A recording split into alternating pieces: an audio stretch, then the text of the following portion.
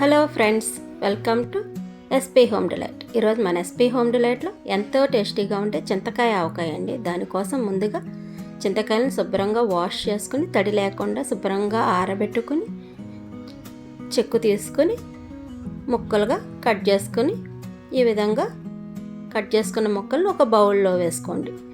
ఇప్పుడు పచ్చిమిర్చిని ఈ విధంగా ముక్కలుగా కట్ చేసుకొని ముందుగా కట్ చేసుకున్న చింతకాయ ముక్కల్లో వీటిని కూడా యాడ్ చేసుకోవాలండి. మీరు ఎవరైనా ఫస్ట్ టైం నా వీడియో కనుక చూస్తున్నట్లయితే నా ఛానల్ సబ్స్క్రైబ్ చేసుకుని అలానే యాక్టివేట్ చేస్తే నేను ఏ వీడియో అప్లోడ్ చేసినా మీకు నోటిఫికేషన్ వస్తుంది. 1 కేజీ చింతకాయలు అయితే ఒక 1/2 కేజీ పచ్చిమిర్చి పడతాయండి. ఇప్పుడు ఇక్కడ పొట్టు వలవని వెల్లుల్లిపాయ రబ్బలు కూడా వేసుకోవాలి. పొట్టు వలవకుండానే వేస్తున్నామండి. ఇక్కడ ఈ విధంగా వేసుకోండి.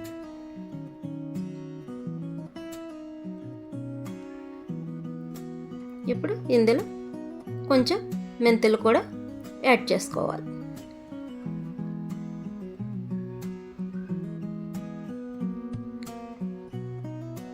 ఇప్పుడు ఇందులో ఒక 2 గ్లాసెస్ కారం,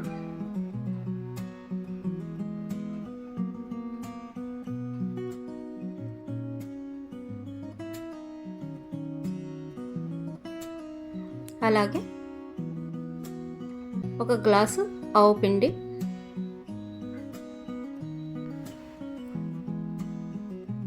ఇలా మొత్తం ముక్కల కంట పట్టేలాగా ఇలా జల్లుకోవాలండి. ఇప్పుడు ఇందులో 1 గ్లాసు సాల్ట్ కూడా యాడ్ చేస్తున్నాను. మీ దగ్గర కళ్ళుప్పు ఉంటే దాన్ని పౌడర్గా చేసుకుని కూడా వేసుకోవచ్చు.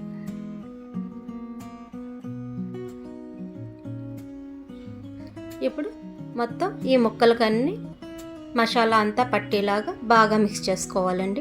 ఈ విధంగా మొత్తం ముక్కలకంతా మసాలా పట్టేలాగా కలుపుకోండి. ఇప్పుడు ఇందులో 2 గ్లాసెస్ ఆయిల్ కూడా వేసుకుని కలుపుకోండి.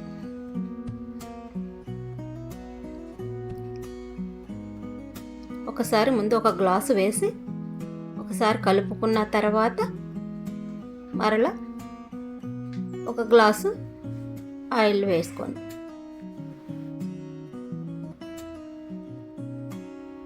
ఈ విధంగా కలుపుకొని ఏదన్నా ప్లాస్టిక్ బాక్స్లోకి తీసుకుని ఒక 3 డేస్ పాటు పక్కన ఉంచుకోవాలండి.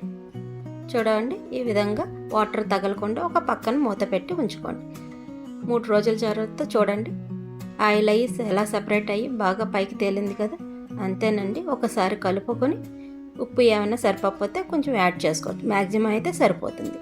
అంతేనండి, ఎంతో టేస్టీగా ఉండే చింతకాయ ఆవకాయ రెడీ. మీకు నా వీడియో కనుక నచ్చినట్లయితే మీ ఫ్రెండ్స్కి, ఫ్యామిలీ మెంబర్స్కి షేర్ చేయటం మర్చిపోకండి. Thank you for watching.